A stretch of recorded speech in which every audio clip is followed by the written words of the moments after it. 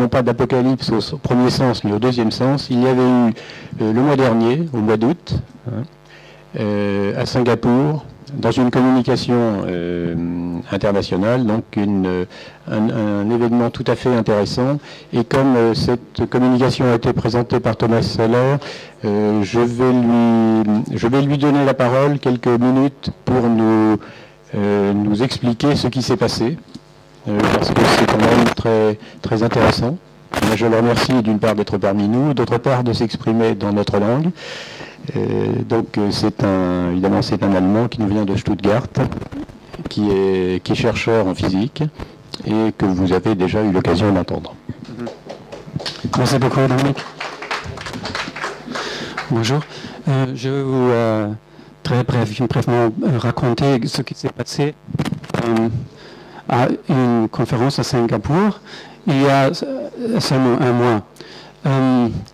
C'est on peut dire, une petite révolution parce que nous avons réussi à y envoyer un abstract avec les résultats d'une recherche qui est totalement contre l'âge officiel des strates de la géologie. Et on a accepté que nous présentons un poster et aussi une contribution orale. C'était the American Geophysical Society et le Asia Oceania Geosciences Society. This conference had about, cette conférence a eu environ 2000 participants et je suis y allé avec Johan et Yumila. Et c'était Yumila qui a fait le travail, la recherche. C'était le résumé d'un travail de 20 ans. Et d'abord, je vais un peu raconter quelle était la motivation. Peut-être vous avez lu qu'en 2005, Mary Schweitzer avait rapporté qu'elle avait trouvé des protéines intactes dans les dinosaures, dans les os des dinosaures. Et elle pouvait les séquencer même. Et elle a aussi trouvé du tissu doux et collagène. En 2009, on a reporté d'avoir trouvé dans un calmar fossilisé de l'encre. Et cette calmar fossilisé se trouvait dans des strates qui, on a dit qu'ils ont l'âge de 150 millions d'années. Et l'encre, on pouvait toujours écrire avec cette encre. Alors, et une troisième observation, en 2009, une équipe suédoise, en 2011, une équipe suédoise a rapporté d'avoir trouvé aussi des protéines dans un dinosaure. Tout ça met en question l'âge des dinosaures, naturellement, et implicitement l'âge des strates où on les trouve. Toute la stratigraphie est mise en doute. Alors, nous sommes allés à Singapour et nous avons présenté les résultats de datation de carbone 14. On dit que le carbone 14, on ne peut pas l'utiliser pour dater les dinosaures parce qu'ils ont l'âge de 65 millions d'années et le radiocarbone se décompose beaucoup plus vite. Après 100 000 années, on ne peut plus mesurer quelque chose. Mais Yumila, quand même, a dépensé beaucoup d'argent pour envoyer des échantillons à des laboratoires de radiocarbone. Et le résultat était, on a mesuré du radiocarbone, C14. Et le signal était dans la mesure de quelques pourcents, ce qui est beaucoup, 1% de moderne carbone. La première objection, c'est naturellement que ce radiocarbone qu'on a trouvé, ça vient de contamination de carbone moderne. Mais c'est improbable en ce cas parce que nous avons obtenu une formidable concordance entre de différents échantillons qui provenaient de 10 dinosaures différents. Tous les différents dinosaures ont eu un contenu de C14 de 0,8 à 6,5%. C'est pas hasard. Si c'était une contamination de hasard, on expecte qu'un dinosaure à 1%, un autre à 20%, un autre à 30%, mais tous étaient dans ce limite qui est pas très loin. Et depuis, on avait eu le même résultat de dinosaures de différentes régions et de différentes positions stratigraphiques et de différentes parties d'os. Tous ont mené au même âge et surtout, plus important, des molécules différentes. Nous avons examiné les molécules organiques et les minéraux, bioapatite, totalement différents. Et le résultat était, apatite a eu 4,1% de C14 et collagène de la même os a eu 5,6%. C'est presque la même. Et je ne crois pas que c'est hasard.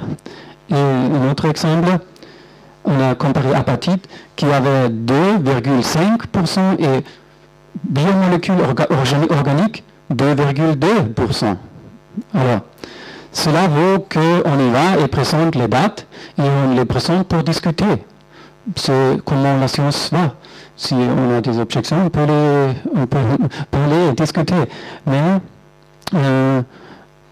ce qui s'est passé à Singapour, où j'ai présenté ces dates, après la présentation, il n'y avait aucune objection grave. Seulement une personne, c'est un scientifique qui travaille en Allemagne, il a dit « Oh, je suis choqué. J'ai pensé que les dinosaures sont si vieux et il n'y a pas de carbone 14. » Naturellement, c'était ironiquement. J'ai entendu l'ironie dans ça. Mais c'était tous. Après ça, personne n'a dit quelque chose à moi. Mais le lendemain, nous avons eu notre présentation de Brosta et nous avons rencontré un autre scientifique et il nous a montré qu'il n'était pas content avec ce que nous avons montré. It's disgraceful science, il a dit.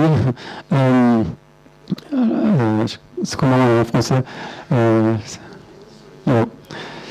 Et science moche, oui. Et nous sommes été surpris que 2 jours plus tard, on avait éloigné notre titre et notre abstract de le site officiel de la conférence. On a fait une censure. Et c'est vraiment comparable à ce qui s'est passé à Rome. Nous avons fait rien qui n'était pas scientifique. Dans mon exposé, j'ai aussi évité de parler de l'âge. J'ai seulement dit que nous avons mesuré cela. Et puis, je dis, maintenant, nous venons à la discussion. Quelles sont les sources? Il peut être contamination, ça. Et nous croyons que c'est ça, que c'est réel. Je ne crois pas que c'est une raison pour faire une censure. Mais cela s'est passé. Nous avons écrit une lettre de proteste aux organisateurs où nous avons présenté que nous avons fait rien qui était interdit, mais quand même, jusqu'à aujourd'hui, c'est toujours la même chose. Mais heureusement, sur la CD-ROM et le catalogue de la conférence, l'abstract et le titre de notre conférence et de notre exposé est là. On peut l'acheter, c'est publié. Alors on ne peut plus nier que nous avons été là. Et de plus, il y a un film. Nous avons organisé une équipe de films professionnels qui était là pendant que j'ai parlé, et c'est à YouTube. Si quelqu'un veut le voir, je vais écrire l'adresse de l'internet ici tout de suite. Et ça dure que 15 minutes. Alors, qu'est-ce qui va se passer ensuite? Nous voulons écrire la plupart des contributeurs de différentes universités majeures de cette conférence et nous voulons leur faire attentifs de la censure et nous offrons l'aide à mettre à l'épreuve nos résultats par datation de radiocarbone des dinosaures. C'est ça. Comme ça, il y a deux possibilités. Comment on peut juger cet événement? Ça peut être la fin de la science à cause de la censure, mais ça peut aussi être le début d'un réveil des scientifiques et du public. Et cela peut mener à regagner la liberté, la impartialité et l'honnêteté dans la science. C'est ce que nous espérons. Merci pour votre attention.